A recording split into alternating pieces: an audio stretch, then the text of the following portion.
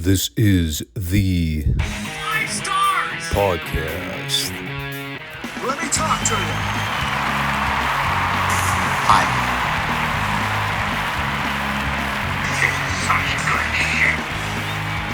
So, what do you guys want to talk about?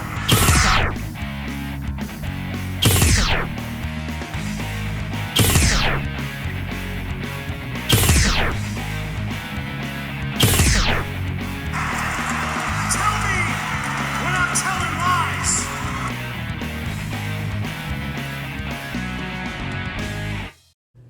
Thanks, guys. Back to you.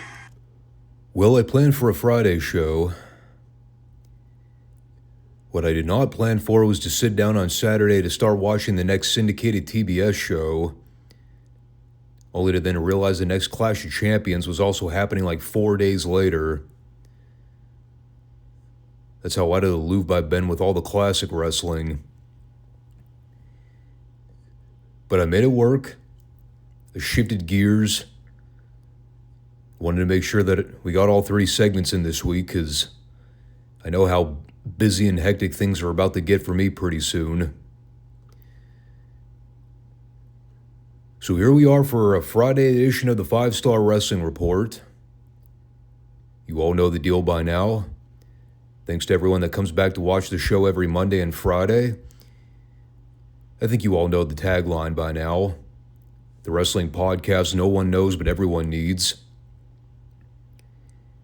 If I had the ability to print that on a t-shirt and sell it as merch, I would jump right on it. I could probably sell a whole 5 t-shirts nationwide, if I'm lucky.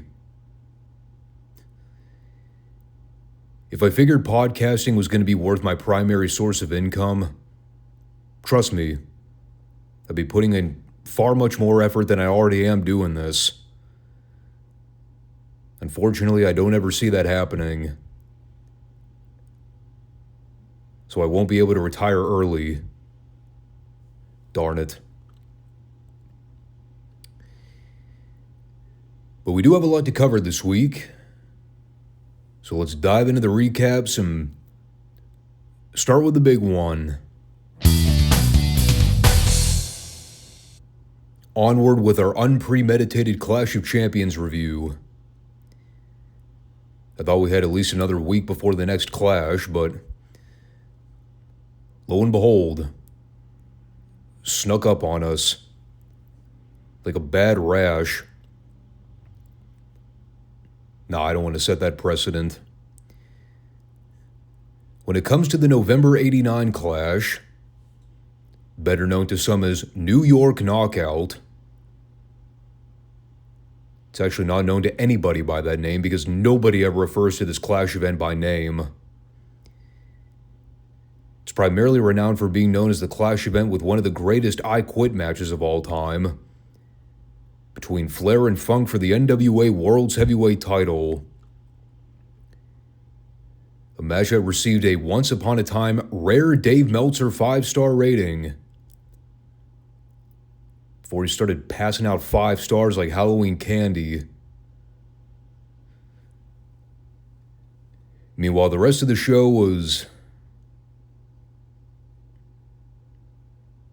well, it existed. I, for one, didn't remember anything else on the November Clash outside Flair and Funk. I remember bits and pieces of the Luger-Pillman match, but definitely nowhere to the extent of what they did at Halloween Havoc. Keeping in mind, too, the fact that this show happened just weeks after Halloween Havoc, they really didn't have a whole ton of TV time to really build up feuds for this thing. Considering that, it was a very enjoyable Clash. One of the better Clashes I've reviewed in recent memory. The tagline didn't do the show justice. In fact, it was rather uncharacteristic of what the main selling point was. They aired a pre-tape at the beginning with Flair and Funk talking about how the I Quit match is a match that stands for pride and guts. It wasn't about money or cars or women. or even belts. It was about pride. It was about glory. Which made me think, why not just call the show Guts and Glory? I guess that was already taken, wasn't it? Didn't they brand a previous Clash event Guts and Glory? That was Fort Bragg, right? The one Clash we didn't review this year. Well, missed opportunity. What can I say? Still not entirely sure what drove them to want to host this thing from Troy, New York, of all places. It's not like New York was a hotbed for WCW. No, that was Vince's territory, brother. Granted, they did a good house. But, yeah, a little dodgy trying to bring WCW into that market.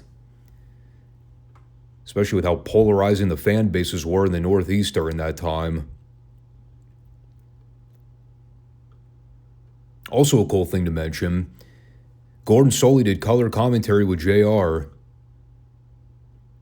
As far as I know, I don't think Gordon's done commentary for any of the previous Clash events. Normally it's been Jim and Bob Caudle. So that was neat getting to hear Gordon's voice. If only sparingly.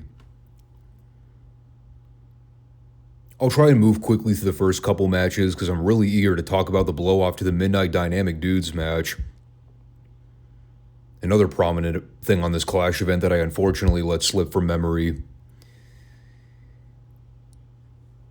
So they kicked it off with the Road Warriors versus the Freebirds for the World Tag Belts. And this was a particularly fun match for me to watch because I basically got to see the 1989 Freebirds working with a mirror image of themselves. All those comparisons I made throughout the year with Garvin and Hayes trying to work like the Road Warriors in all their matches, and no selling and thinking they were the second coming of Hawk and Animal. Well, it finally came full circle. I got to watch the Birds bump and sell for the Road Warriors for a good 5 minutes straight. Crowd was super hot for Hawk and Animal here too. They did not like the Freebirds. A stark contrast to what we saw in Philly, oddly enough.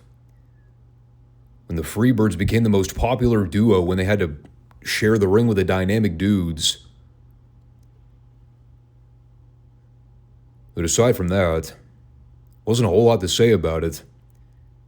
The Road Warriors got DQ'd when Hawk came in and shoved Tommy Young out of the way, trying to stop illegal double teaming from the Freebirds.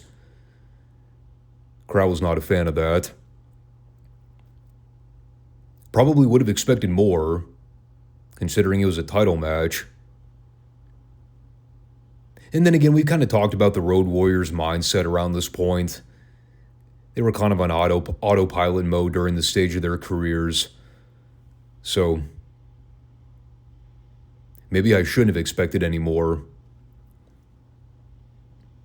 Another thing they threw into this Clash event, they had Bill Apter from Pro Wrestling Illustrated to present the year-end awards. Just to briefly rattle off a few of them here. Again, I never bought into the whole PWI award, Delia Bob. Even as a kid, I thought the whole thing was incredibly silly and flippant. And this was still back during a time when people actually took this stuff seriously. Nowadays, it's a complete fucking farce. But they voted Sting as most popular star of the year. Ric Flair, unsurprisingly, won Wrestler of the Year again. They didn't mention it here, but I think Steamboat Flair from Wrestle War 89 won Match of the Year. It was one of the Steamboat Flair matches. It was either Wrestle War or Chi-Town Rumble. I forget. But it kind of makes you think back and realize, as bleak as things were in '89 by and large, there were still some unbelievably great moments too. You had to sit through a lot of trash to find it, but they were there. Some of my personal favorite matches of all time date back to the year 1989. It's just hard to ignore how chaotic things were in terms of mismanagement. Turner executives getting in their own way and making so much of the TV product watered down. Getting back to the card, we also had Doom going over Eddie Gilbert and Tommy Rich in a short little prelim match. The highlight of which was the pre-tape promo they aired with Woman beforehand. Just listening to Nancy talk about how her and Doom were going to take over the NWA and run roughshod over everyone.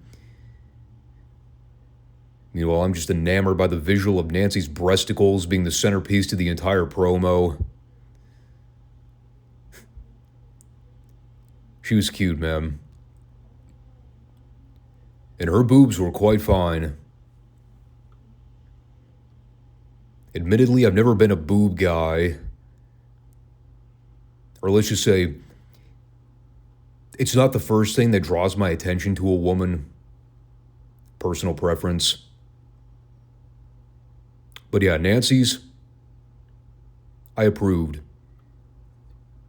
As we talked about when we reviewed the Doom Steiners match from Halloween Havoc, yes, Ron Simmons and Butch Reed were the two foundations to the tag team. But let's be honest, Nancy was pretty much the star pupil to that initial group. She's where all the focus was on. She was being spotlighted as much as possible on camera. I mean, Reed and Simmons were kind of just there to do the work and pick up the wins. Not saying that was an issue, just calling balls and strikes. Oh, and how could we forget the selling point of this whole thing? Nancy's big surprise for the Steiner brothers. And no, it wasn't her boobs. Sorry to say. I thought the same thing. So, Run and Botch, God help me.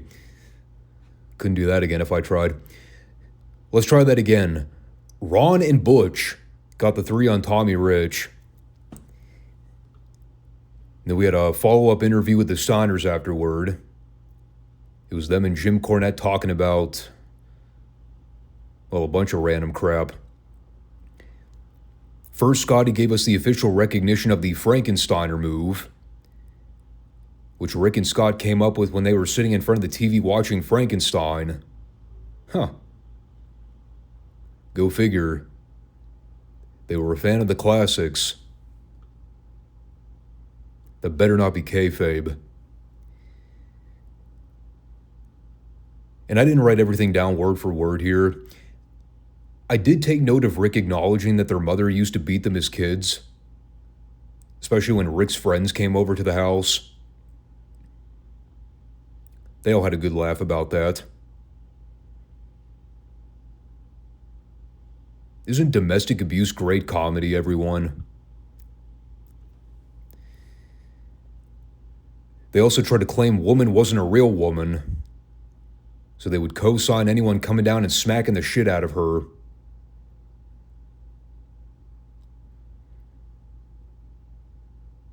By the way, the Steiners are babyfaces, people.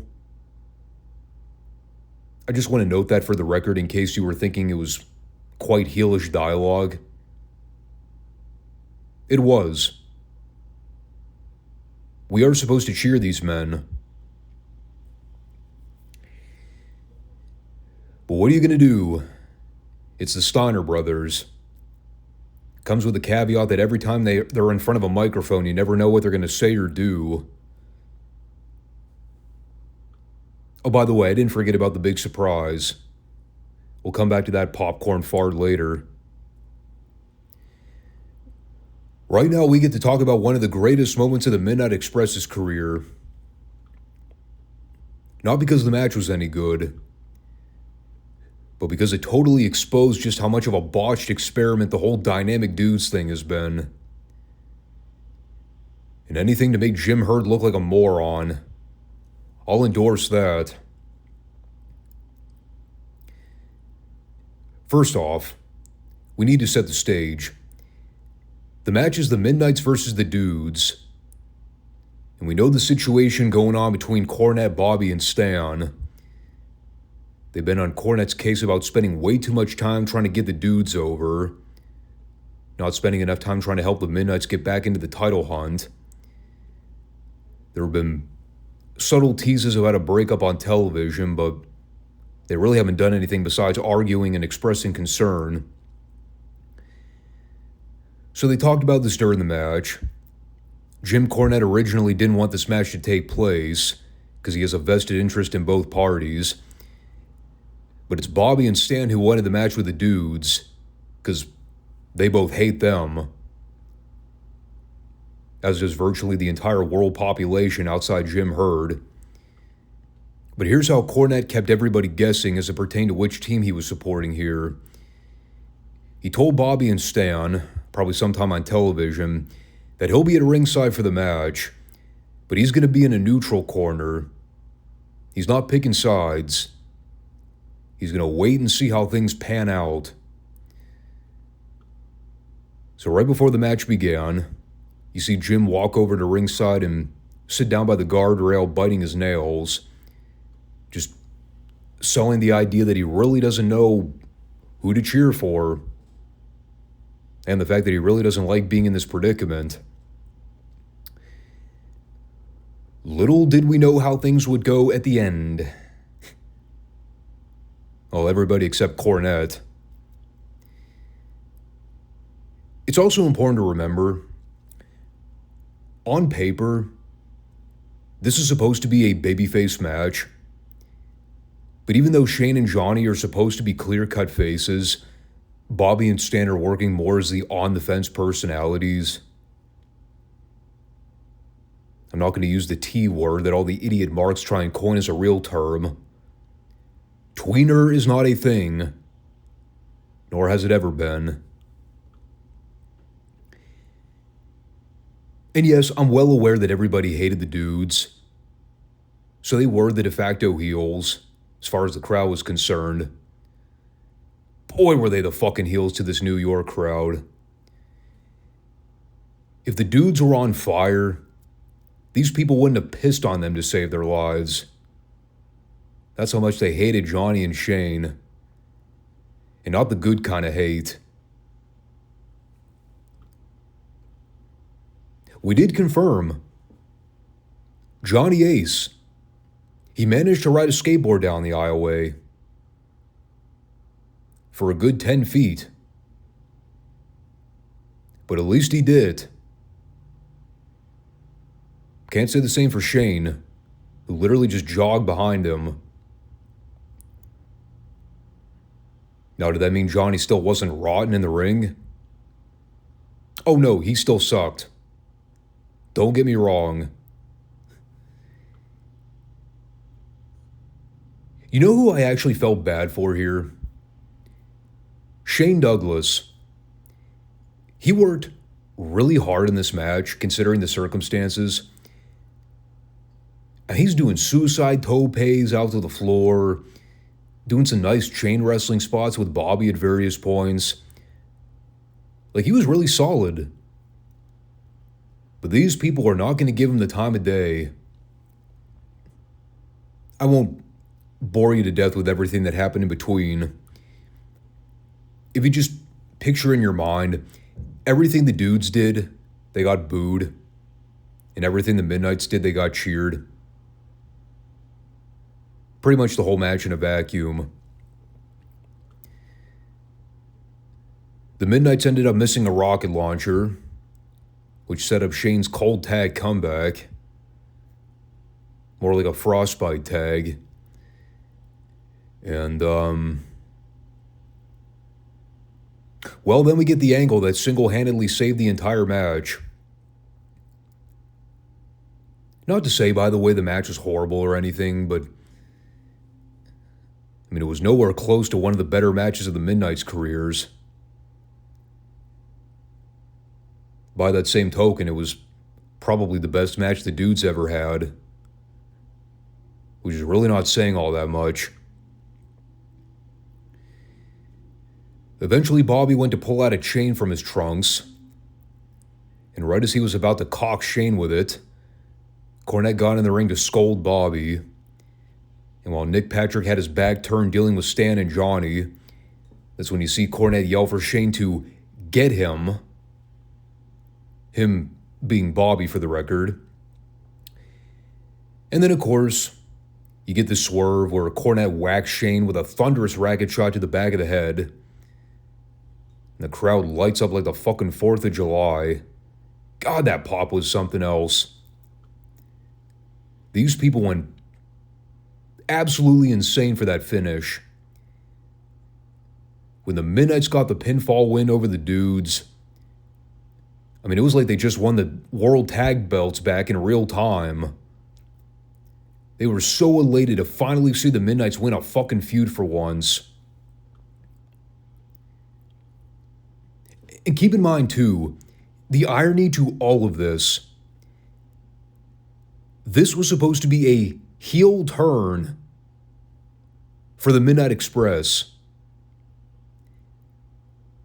This was not supposed to get them cheered.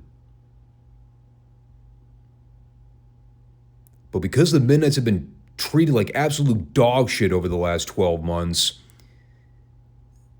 I think this was the people's way of saying, thank God, we finally got to see the Midnights get a big win.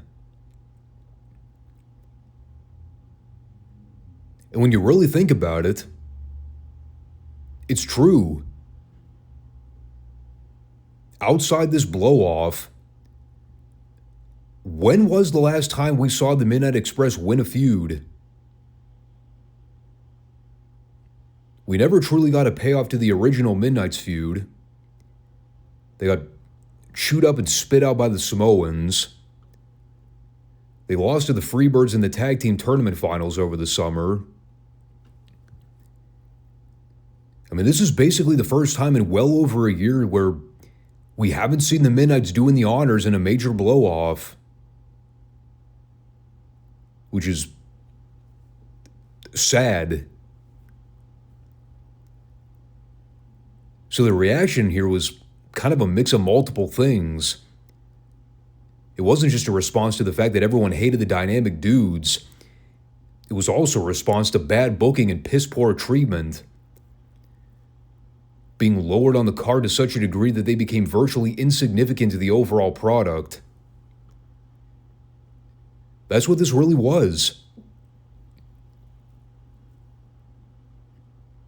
I mean, I highly encourage you to go watch the final few minutes of this thing if you don't believe anything I'm telling you. The crowd reaction here was everyone's way of saying, there's still hope. We can still hold out hope that the tag division will be rekindled.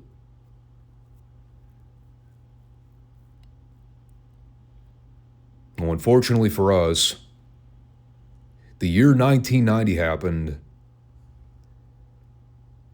and things did not get better for the Midnights in terms of their booking. Quite the opposite, in fact. Spoiler, by this point next year, the Midnight Express won't even be a thing. So they followed that with a Dr. Death squash over the Super Destroyer. It went like 2 minutes, if that. I don't even know why they put it on the card. Outside, hey, let's give Dr. Death a quick TV win. Plus, we can have Norman the Lunatic come out in a Santa outfit and pass out gifts to the crowd. Because that's a thing we needed to see. Moving on with the Steiner Skyscrapers match. Still love Sid's Can Network music, by the way. The only dub theme the WWE ever used that I actually approved of. It's a catchy tune. I also had to point out the awesomeness of Rick and Scott fucking with Teddy Long right before the bell. grabbing his top hat so everyone could poke fun at his receding hairline. And of course, they called him Peanut Head. And then Tommy Young made it better by having Rick give the cap back so he could throw it at Teddy and yell for him to get the fuck out of the ring. Tommy Young was the best, man. I don't care what anyone says. It's not just because we share a name. Truly the greatest referee of all time.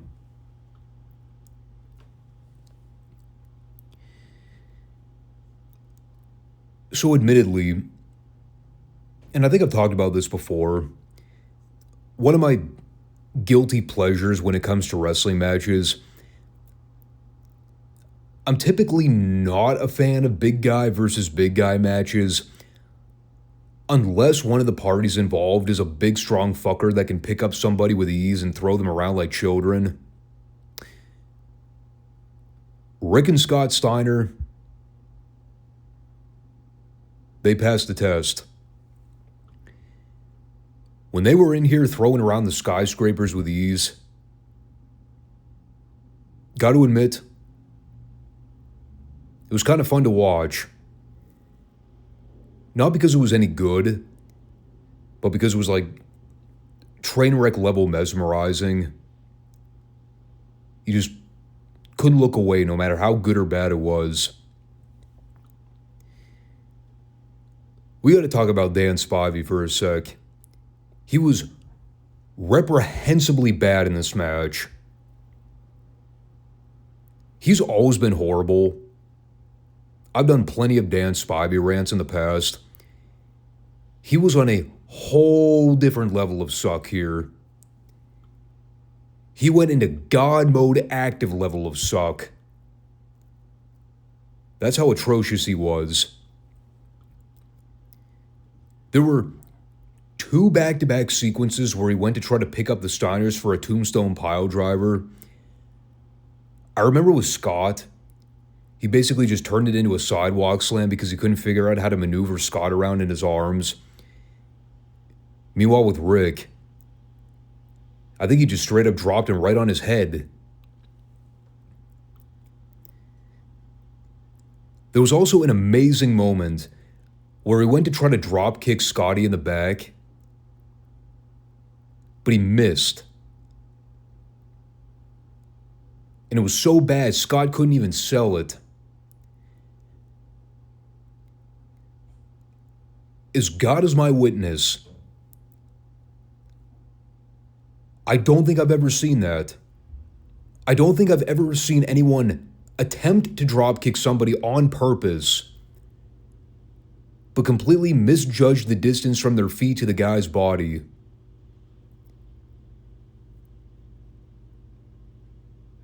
That takes a level of skill to fuck up that I didn't even know was humanly possible. So yeah, match was really not any good. Outside watching Rick and Scott throw around the skyscrapers for a bit.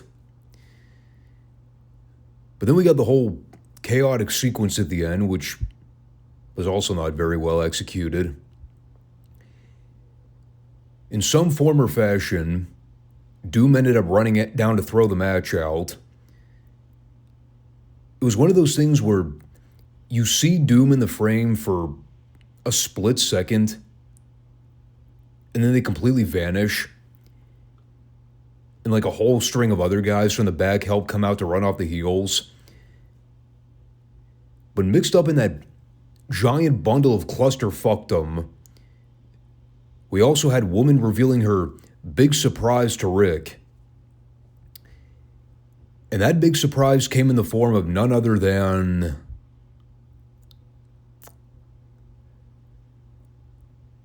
a very tall man with a giant blonde mullet. And this was the extent of how he debuted. Rick had Woman trapped in the corner, and right as he was about to grab her and do God knows what, you see a giant man run into the shot to block Woman in the corner. He helps her out of the ring. And that was it. And then a bunch of other guys ran down to join the brawl. You know, there's an old saying, under promise and over deliver. The idea being, set the expectations low enough so that you're left satisfied when the actual payoff is better than you anticipated. This debut for whoever this guy was, it was not an example of under-promising and over-delivering. In fact, it was quite the opposite. It was very underwhelming. And I legitimately mean that. I do not have a fucking clue who this person was. I don't remember a single thing about him. I don't ever remember him and Woman being involved in any on-screen capacity. So I guess we'll have to tune into the Superstation program to get a better sense of who he is. Because I'm out to lunch. At first I thought it was The Undertaker. Then I'm like, didn't Mark Callis debut in early 90? I think he was still working in Memphis by this point. So it wasn't him. And it was such a fleeting moment where he's in there and then he's gone. It was almost as if they were trying to hide him as much as possible. Which is usually a bad sign. But we'll see.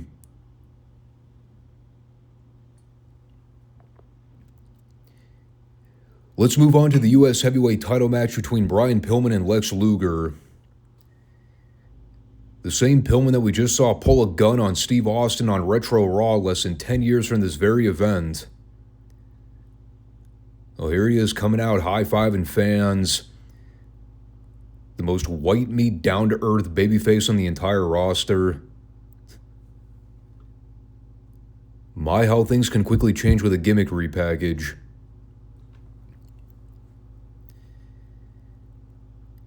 I think it was during this match where JR started talking about the whole Starrcade stipulation for this year. The round-robin tournament they wound up doing, which really just killed the whole event before it ever started. We will end up recapping Starrcade in December, but the minute I heard JR mention the tournament gimmicks, I was like, oh shit, that's right. That's coming up soon.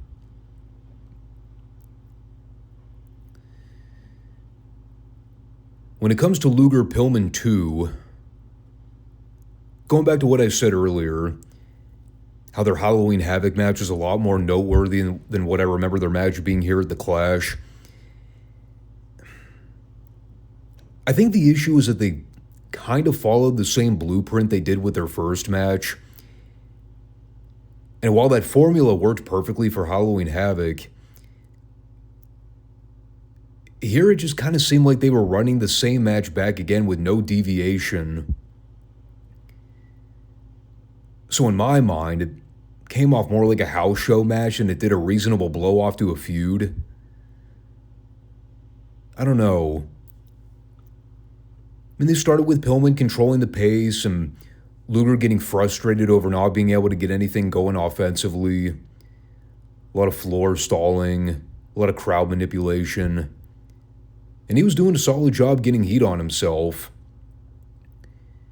And he turned things around and went after Pillman for a while, gave Pillman a chance to sell and work as the underdog for a bit. I did notice the crowd was split more evenly between Luger and Pillman here than they were at Halloween Havoc, despite Luger working very hard to be a bad guy. I think once he started breaking out all the power game stuff, he accidentally started drawing more people onto his side. Go figure. People like watching big, strong dudes toss people around. Now, I don't recall there being a ref bump at the Halloween Havoc pay-per-view, so maybe they did slightly change things up here for the finish. They do a spot where Pillman comes off the top with a crossbody and takes out Nick Patrick and Luger at the same time. And while the ref's down selling, they went through a series of visual pins that Pillman had over Luger. When Pillman went to try to revive the ref one more time, that opened the door for Luger to go out and grab a chair so he could clock Pillman over the head with it and score the 3. Obviously, with that heat finish, you'd have presumed there would have been at least one more match afterward to try to give the feud some kind of proper culmination. But as we've noted, this was, as far as I remember, pretty much the blow-off. They did the tournament thing at Starrcade, which Luger was a part of. Pillman wasn't. I think Luger did a brief program with Dr. Death in early 90, right before the whole Sting fiasco happened at Wrestle War in February, which prompted them to do the fast-track Luger face turn from out of the blue. Because they needed somebody to wrestle Flair for the world title at Capital Combat, or whichever pay-per-view it was that they were setting up for that feud. Kind of unfortunate that the Luger-Pillman thing kind of fell through the cracks. An unsatisfying payoff. Then again, there's a lot of unsatisfying payoffs coming up within the next 12 months. They also did a post-match here where Luger put Pillman in the rack, and then Sting ran out to confront him and call him an arrogant, snot-nosed punk. Crowd was definitely amped to see those two face off. The only thing we got was Sting paintbrush slapping Luger across the face. And then Luger cowered and left. I always enjoy watching wrestling confrontations where the boys oversell the shit out of everything. Like here it was comically over the top. Between Sting jumping up and down like a kid on a trampoline, and Luger cowering in the corner and snapping his head back and forth. It was the perfect balance between great pro wrestling and cheesy sports entertainment. Without being insulting, mind you. That all said, let's get to the main event here, because it's truly the only thing on this show that really mattered in the grand scheme of things. Ric Flair versus Terry Funk. The I Quit match for the World's Heavyweight Championship. One of the rare I Quit matches with a finish where the loser actually quit and conceded defeat. Not just that, but conceding that his adversary was the better man. It's what made Terry Funk a legend, man. That and watching him interact with fans at ringside. I'm telling you this right now. Only Terry Funk could get away with making a complete ass of himself by threatening to hop the rail to go after fans. But he purposefully trips and gets caught up in the top of the guardrail. Literally just to make an idiot of himself. Only Funk. Nobody else could do that and get away with it. Nah, Ric Flair. He could get away with it too. Now, there is a reason this remains a 5-star classic. As subjective as that whole star rating system is, especially by 2025 standards. What this match had was drama. And it was the type of drama where you could just immerse yourself in the action and watch it without getting caught up in all the subtle nuances. I mean, because the I Quit stipulation was so unprecedented for this time, it made for a type of match where everyone could just kind of watch in disbelief.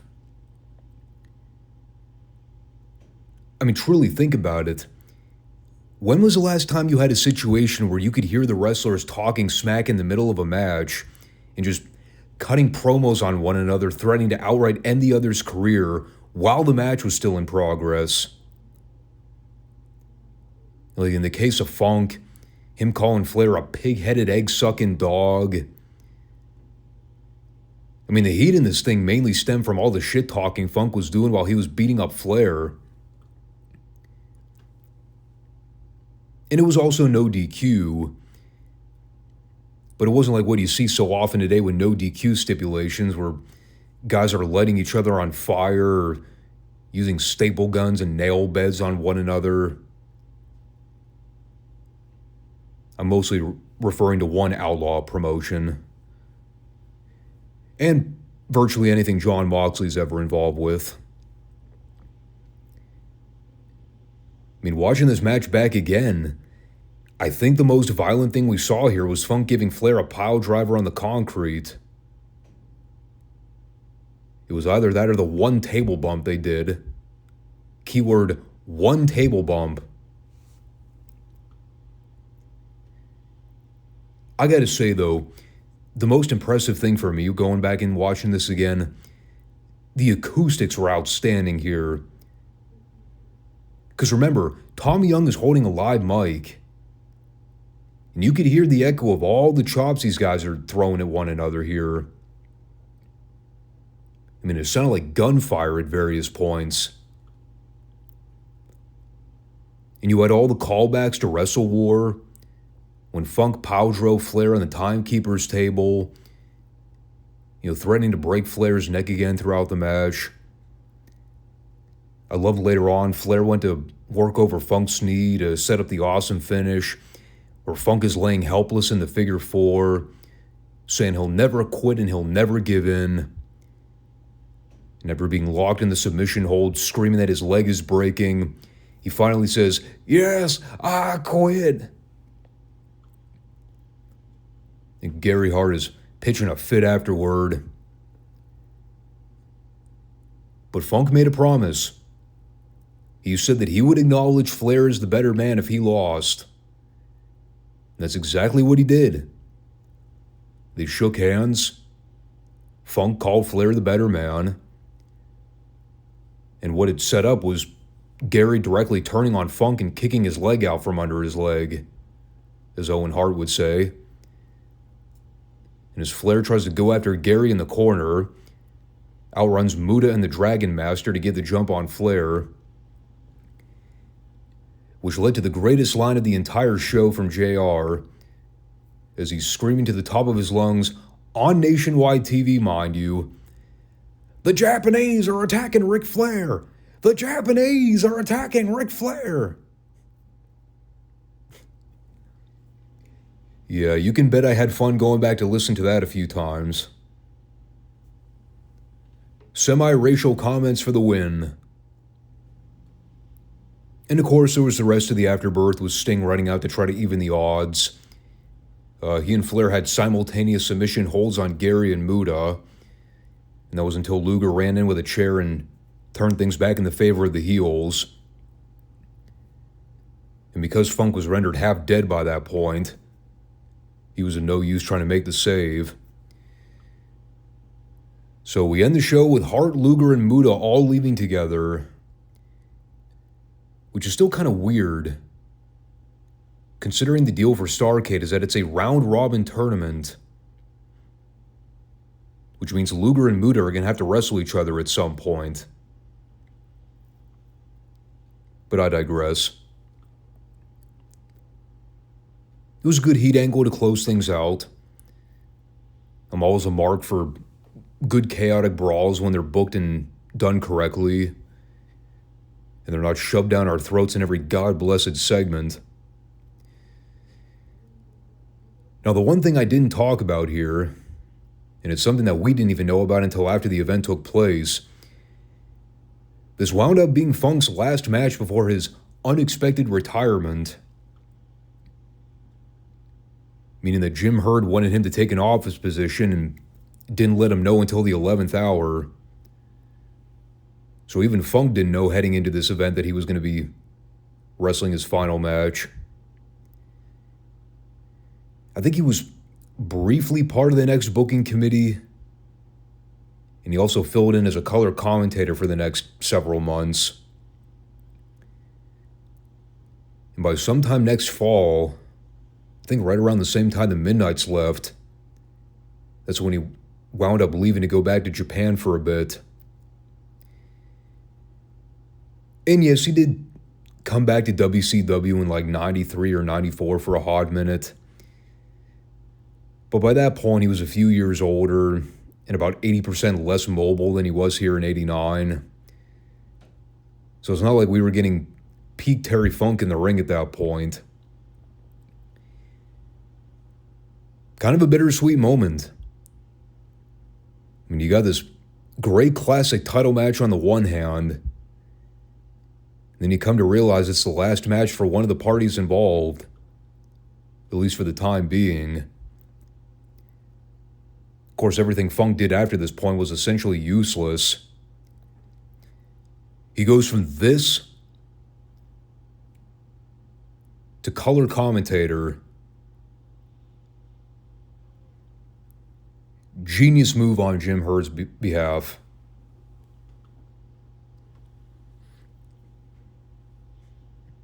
I hope I'm not underselling the match, by the way. I mean, I could spend an hour breaking everything down move for move. I'm just trying to give you all the bigger picture here. It is still easily one of the greatest, if not the greatest, I Quit match of all time. I mean, if you happen to know one better, let me know, because I can't think of one off the top of my head. Tully Blanchard, Magnum TA from Starrcade 85 is a close candidate. It's been a few years since I've seen that match again. I'd have to rewatch it to give it a more fair comparison. It's way better than Bret Hart Bob Backlund from WrestleMania 11. That match was not good, and the finish was comically terrible. I mean, I would go back and watch this thing again in a heartbeat, any day of the week. One of the unusual circumstances where I actually agree with Meltzer giving something a 5-star rating. Because in essence, it was a perfect match. Which is what 5 stars used to mean. Perfection, flawless, no issues. At least, that was a standard at one point in time. But anyway, great clash. Well, main event was great. The Midnight Turn on the Dudes was also satisfying for a whole variety of reasons we covered. But even the prelim stuff, I didn't have an issue with a lot of it. Other than the Skyscrapers match. I mean, we got one more big event to review before the end of the year. It's unfortunate that it's going to go out with a whimper, because Starrcade 89 is not one of my more favorite Starrcades to go back and reminisce about. Then again, now that I think about it, there aren't too many other Starrcades from this point forward that really appeal to me all that much. They kind of peaked after 87, if I'm being honest. All right. Glancing over my notes here, we got a decent amount to cover with Midsouth TV this week. A lot of which was stuff that literally happened in the first 8 minutes. Now, we didn't review the last TV episode, but we did recap the show 2 weeks ago when we saw the angle go down between the Midnight and the Rock and Roll, when Ricky and Robert tried to introduce a straitjacket situation in the mix. Of course, we all remember how that ended. Well, now things have escalated to the point where the Rock and Roll believe a straitjacket stipulation won't be enough. As Bill Watts pointed out in the cold open, it's come to a boiling point where the Midnights and the Rock and Roll can't be contained under one roof together. One team has got to go. And there's only one type of environment that'll guarantee the permanent obliteration of one of the teams involved. And we're talking about a good old-fashioned scaffold match. the very first scaffold match, according to the Rock and Roll here, even though I don't believe that's true, pretty sure they had scaffold matches taking place in Memphis well before this point in '84. But that's beside the point. So after they recap the straitjacket angle and set up the pre-tape with Ricky, Robert, and JR atop the scaffold structure, this is where Ricky cut the promo and sold the big stipulation match. Now, after having reviewed 2 different scaffold matches already on this channel, there was Starrcade 86, Midnight versus the Road Warriors, and ironically enough, following year at Starrcade 87, we had the Midnight Rock and Roll scaffold match in Chicago. I've already kind of done a diatribe on what I think about scaffold matches, especially having seen and reviewed a couple of them with moderately fresh eyes. Here's the thing that never ceases to amaze me about it, especially when you go back during this time and you kind of take into account that safety protocol wasn't necessarily the first thing on everybody's mind. When JR and Ricky are talking about fearing for their lives as they're rocking this fucking scaffold platform back and forth, I believe them. Because I watched this and said to myself, that is one rinky-dink setup. If OSHA walked into the room and saw these guys on top of this 20-foot platform here, they'd have sued Midsouth into the ground for every penny they had. I always think back and wonder, how in the hell did nothing ever go tragically wrong when they did these scaffold matches back in the day? Because they used to be very common. Scaffold matches were a big deal back in the early to mid-'80s. It's almost unbelievable to think nobody actually ever died being a part of this match. I'd have been worried about the stability of the platforms through the whole thing, much less trying to take bumps on them. These guys were fearless, man. Even though the whole promo Ricky cut here was him saying, yeah, I'm kind of scared shitless, but it has to be done. For the 25 grand and the Mid-South tag belts. That's what it's all about. And then we went to the ring for our opening bout. It's Dale Veazey and Jack Victory versus the Rock and Roll Express. And I kid you not, here's the whole match. Ricky and Robert cleared the ring of Veazey right away. They gave Victory a double back body drop, and then hit him with a double drop kick for the 3. Less than 20 seconds. Precisely what it needed to be. We all know these guys don't get paid by the hour, brother. Especially when you're gearing up for a big scaffold match in the making. If this match happened on Dynamite, it would have gone 20 minutes through 2 commercial breaks. And Veazey would have gotten visual pinfalls on Ricky and Robert. So then we came back to touch on another piece of business from 2 weeks ago. And that's everything going on with the Akbar Army. We learned that he acquired Buddy Landell's services recently. And as of this week, we were informed that General Akbar has also recruited Hercules Hernandez.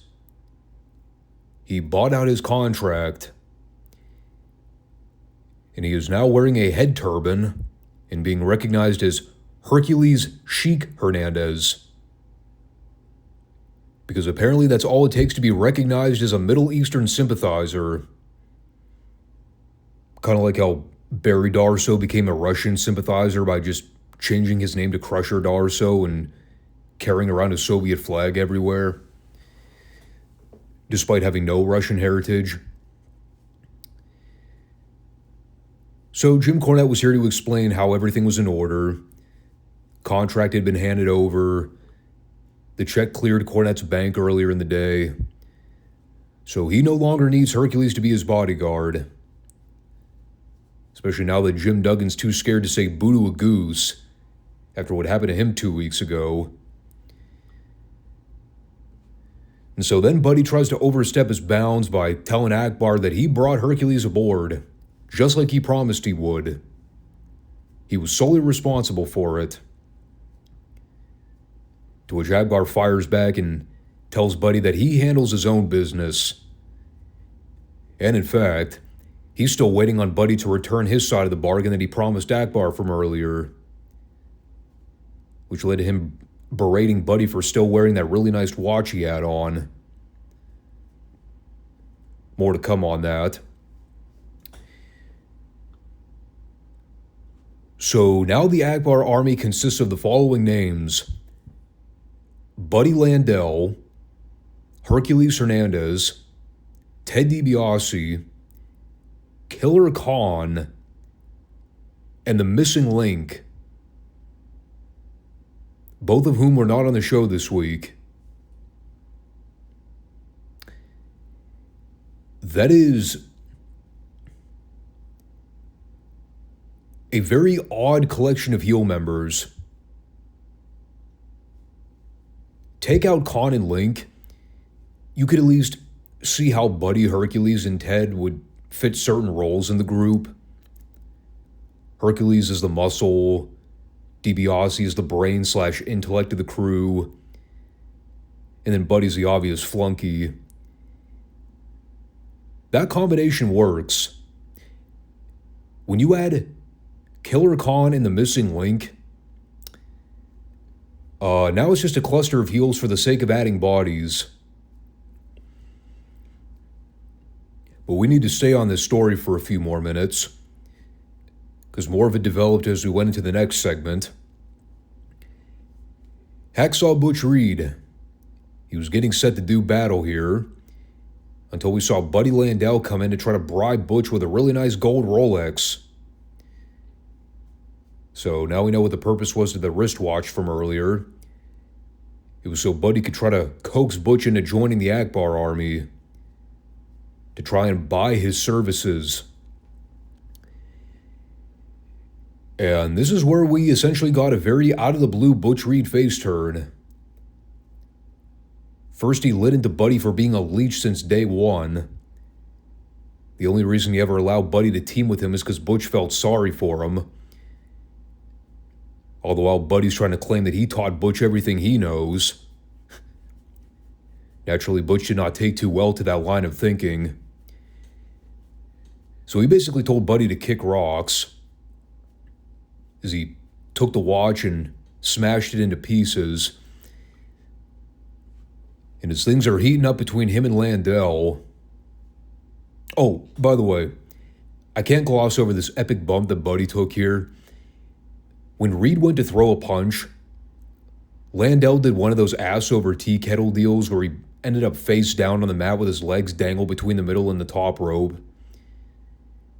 An amazing visual. So that eventually led to Akbar coming out with the rest of the peanut gallery to try to recruit Butch in person. Yet again, though, Butch let Akbar know that he stands alone. He doesn't need anybody to back him up. So that leads to Akbar giving him an ultimatum. If he's not with them, he's against them. And so when Reed goes to throw the first punch, well, you pretty much knew what was coming from there. The heels ganged up on him like a pack of wolves, left him defenseless until Hacksaw Duggan ran out with a 2x4 and sent all the heels fleeing for the locker room. And granted, this would be the first visual of Hacksaw Duggan since he was brutally beaten and bloodied a couple weeks ago. So that pop was massive when he came out. And obviously there's a lot of bad blood between Duggan and Reed. So when you see those two standing across the ring from one another, extending an olive branch basically, it is very much on par with what we saw with JYD and Duggan when they had their initial back and forth after Duggan's face turn. Them being very hesitant to trust one another at first. And that was a story that carried over for weeks. When it came to the Duggan Reed face-off, it really didn't take long for them to agree to call a truce. And I gotta say, this interview after the break was one of the greatest things I've ever seen. For so many different reasons. So both hacksaws are standing at the announce table with Cowboy Watts and Boyd Pierce. And as you might imagine, they're pretty fired up over what went down a few minutes prior. So it's a very macho, intense interview. And while Duggan's talking about how he and Butch haven't always seen eye to eye on things, but what they have right now is a common interest, a common enemy. Yes, they've had their differences in the past, but right now it would be in the best interest for both of them to put those issues aside and team up to take out Akbar. Because nobody can single-handedly take down the Army by themselves. It's going to require numbers. And so Butch eventually interjects. And this is where it got great. He is screaming to the top of his lungs, saying that Duggan took the words right out of his mouth. How they do need to put their differences aside and team up together to take down Akbar's crew. There's a fantastic moment here where he goes, "Hacksaw Duggan is one of the toughest men I've ever thrown soup bones with. Not as tough as me, but still tough nonetheless." And it was such a backhanded remark.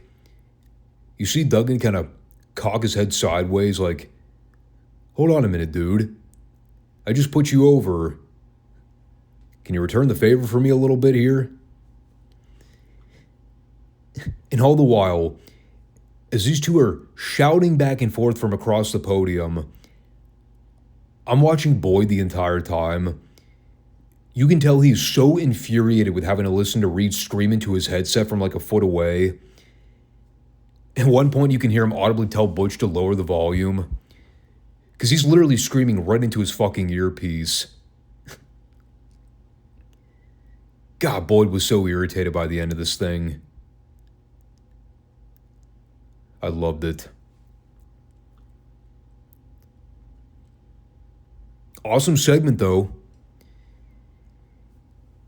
And yeah, they effectively turned Reed face with very little build or explanation. I think the whole thing kind of narrowed down to them saying, well, we got this super pack heel group and not a ton of top baby faces for them to feud with at the moment. We got to flip someone face. So why not? Hacksaw Butch Reed it is. And before we all pull the race card and say, yet again, Bill Watts trying to fast track a JYD replacement. It's part of it, yes. But at least in this case, he's doing it with someone who is a proven commodity to the product. And not somebody that the people are never going to actually get behind or support.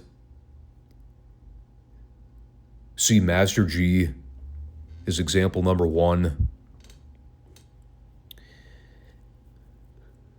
So as we go back to the ring, we have Shawn Michaels and Mike Jackson taking on the debuting Hector and Chavo Guerrero. I think this was Hector and Chavo's first Mid-South appearance. Unless their debut happened the other week. Now, Watts talked about how they were both heavily active in the Houston area before making their transition here to Mid-South. The little knowledge that I already had about what was going on in Houston during this period under Paul Bosch. Were Chavo and Hector heels in Houston? I would have thought they would have been featured as babyfaces. Because they were most definitely heels in this match. Despite some of the flashier offense they were doing. I mean, from what we saw, the action was good. There was a cool spot right before the finish where Jackson's in there throwing a series of drop kicks on Chavo and Hector. So in order to cut off his momentum, Chavo shoved Hector out of the way so Jackson would just miss the drop kick entirely and land on his back. It was eerily similar to what we talked about when Dan Spivey tried to throw a drop kick on Scott Steiner, but completely missed by 1.5 miles. That's what happened here. Except this was actually planned. Spivey just missed the dropkick spot because he sucked. And afterward, Hector put Jackson in a full Nelson lock, and Hector came off the middle rope with a senton for the pin. You know, I'm trying to recall who Hector and Chavo feuded with while they were in Mid-South. Because I don't think they were around for very long. We'll see. Then we had Ted DiBiase going over Lee Ramsey in a quick squash. No relation to Gordon Ramsay, for the record. If I didn't know any better, I'd have thought Lee Ramsey ate the real Gordon Ramsay. He was quite chonky. But yeah, DiBiase beat him up for a minute and went over with the figure 4. And that brought us to the Midnight Express versus Brickhouse Brown and Master G. Is this not the third match we've seen these teams have in less than a month? I vaguely recall having reviewed this match twice before. Yeah, Watts must have really liked this pairing for whatever reason. I think at this stage he finally realized the Brickhouse Brown push was never going to go anywhere. Same with Master G. So next best option, stick them in a tag team together. That'll solve the issue. So the match is going along relatively okay. I mean, these teams really didn't have a ton of chemistry together, judging from what I've already seen in their previous 2 bouts. So while they're in there doing spots for a while, things eventually break down with everybody at the end. And then we get this incredibly awkward finish. And that's truly the best way that I can accurately describe it, is awkward. Bobby Eaton gives Brickhouse a back suplex after Cornette tripped Brickhouse in the ropes. And then moments after that, you see Dennis Condrey run over to the corner to tease that he's about to do something off the top rope.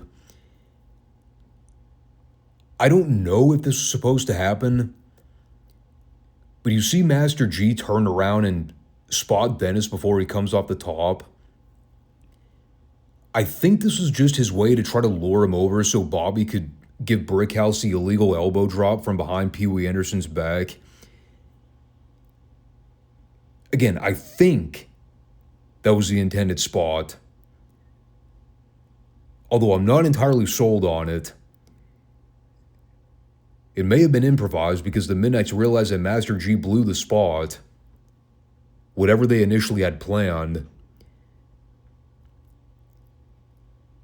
What made it awkward is that you see Dennis flailing his arms in the air, almost like he was trying to direct Master G to get the fuck out of the way or turn his back so he wasn't looking directly at him,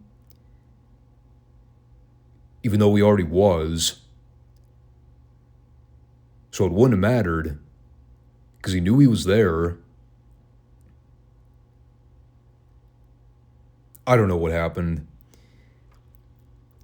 I mean, Master G was not particularly good in the match to begin with.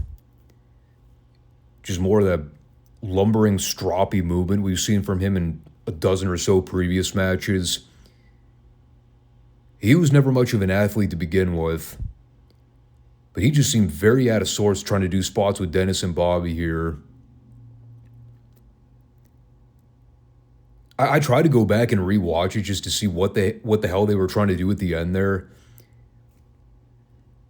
Couldn't get a read on it.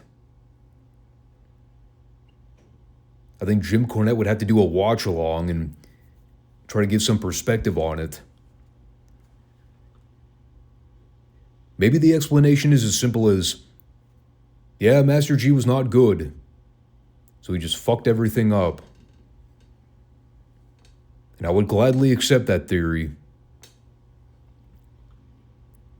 In any case, that left us with Buddy Landell and Ernie Ladd versus Magnum TA and Bill Dundee, with about 1 minute left of airtime. And seeing as how there was virtually no time left in the program to even start the match, here's what went down. Ernie simply refused to wrestle Magnum because he was a chicken. He referred to JR as Mr. TV Announcer, which I popped for. And then the heels up and left. They said, fuck this. We're not wrestling this match. Apparently it was that simple. It's good to know.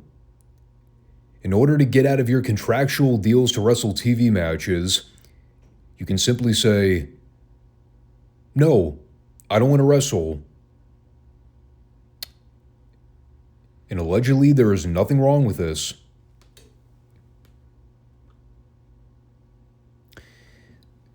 So yeah, that happened. And then we got a brief Dr. Death promo where he called out Hacksaw Duggan for going back on his word when he challenged him to that football helmet deal a couple weeks ago. So he said he'll be in the ring next week with his helmet to see if Duggan has the guts to actually accept the challenge this time. Kind of throwing a lot of stuff at the wall at the end there.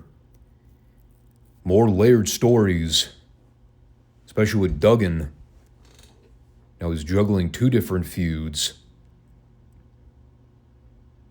Not that there's anything wrong with that. It is unresolved, the beef between him and Dr. Death. You know, looking back, the two main stories this week kind of all happened in the first 20 minutes of the program. You got the Midnight Rock and Roll Showdown for the Mid-South Tag Belts. Then you got everything going on with Akbar's crew. Butch Reed's face turn and his subsequent alignment with his old-time rival Jim Duggan. We'll see how things develop in that camp as we move closer to the end of the year. I mean, we've definitely been talking a lot about the heavy shift with the booking since JYD left. And I think we're finally arriving at the point where they're kind of settling on their top heels and faces. And Watts isn't focusing so much on trying to replace Dog up front. I mean, a lot of the old guard is back.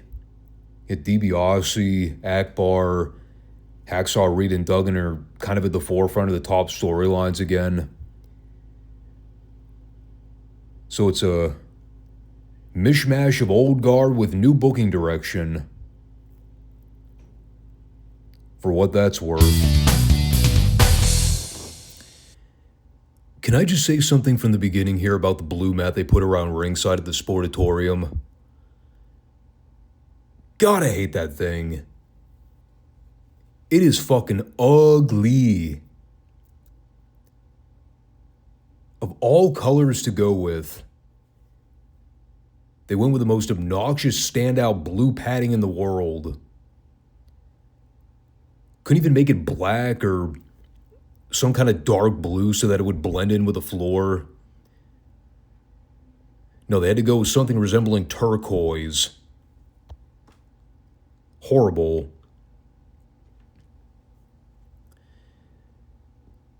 Speaking of horrible, well, the show wasn't anything to write home about this week. The only thing I remembered from the show 2 weeks ago is that Bryan and Diaz allegedly turned heel on the Von Erichs in one of the most haphazardly thrown together turns we've seen in recent memory. Beyond that, I think Kevin Von Erich is still the regional world heavyweight champion. That's about where my retention stops.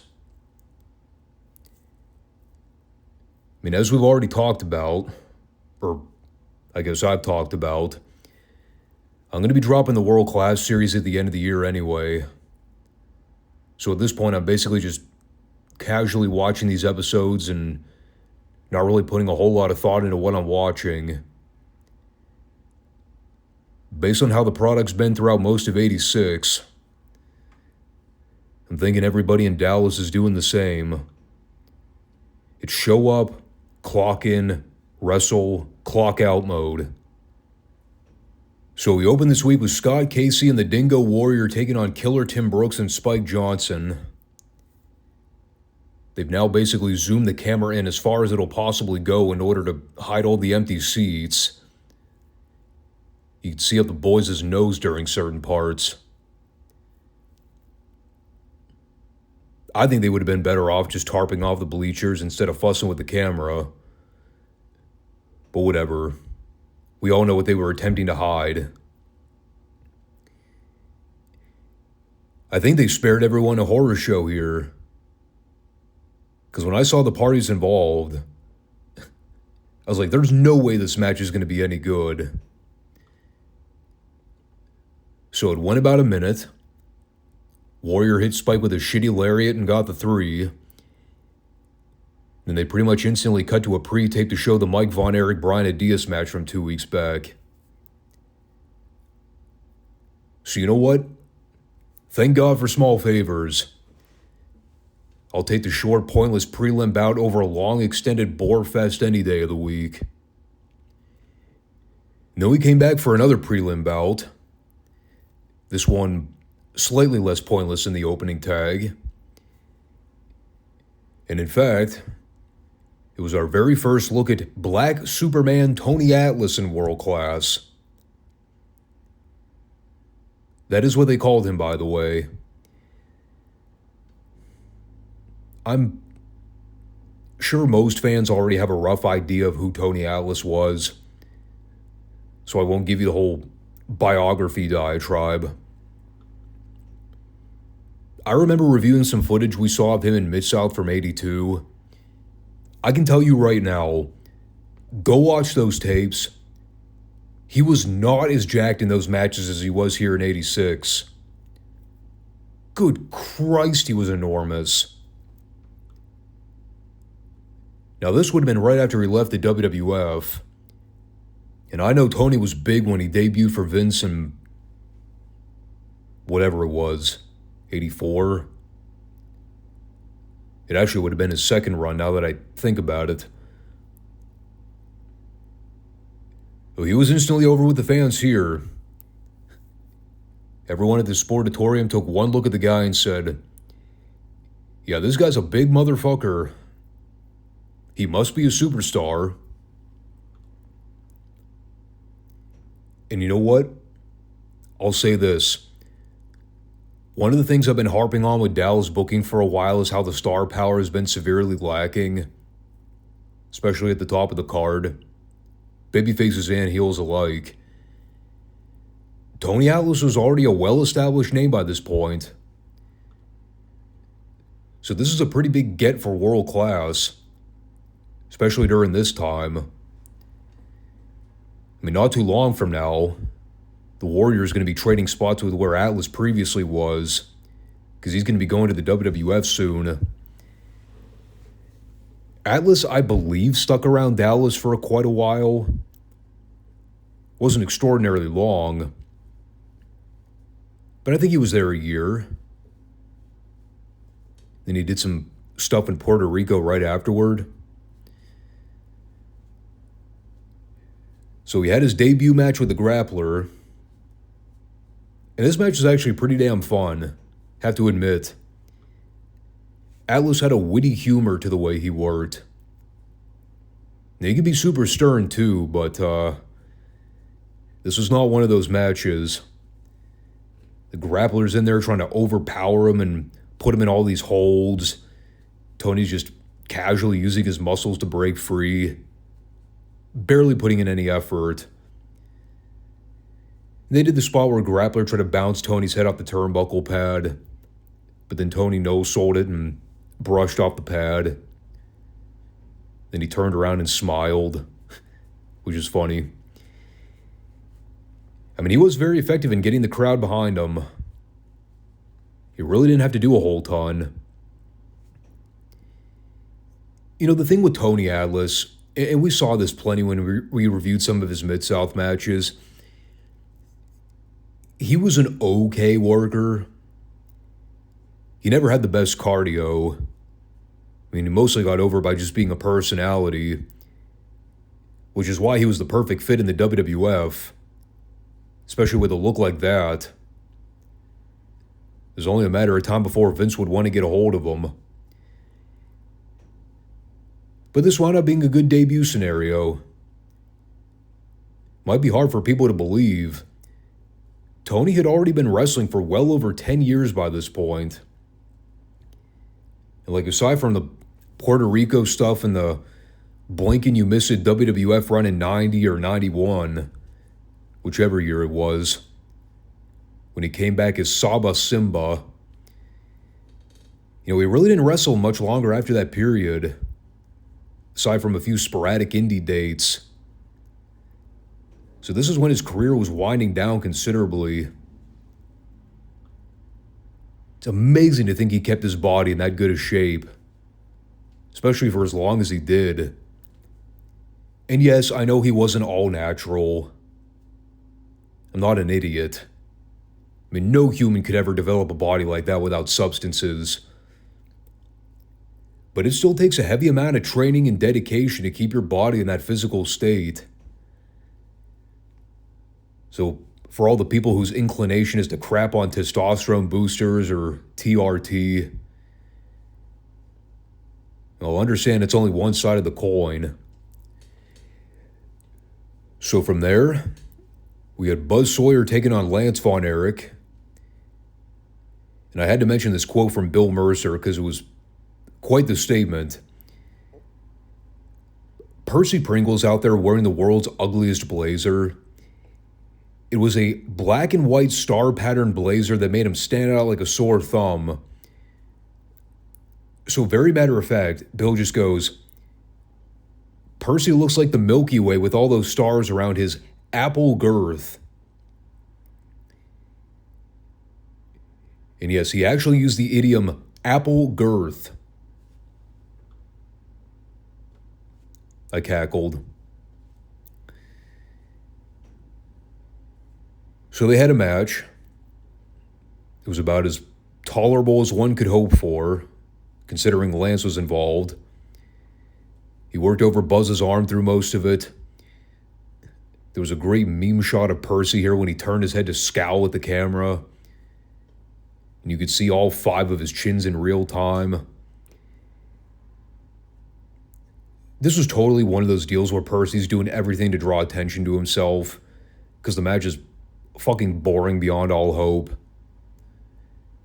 So I'm sure he figured, at least I can keep the people awake by screaming and being an over-the-top cartoon villain. And you know, it kind of worked. But they end up doing a spot where Lance gets back suplexed on the floor.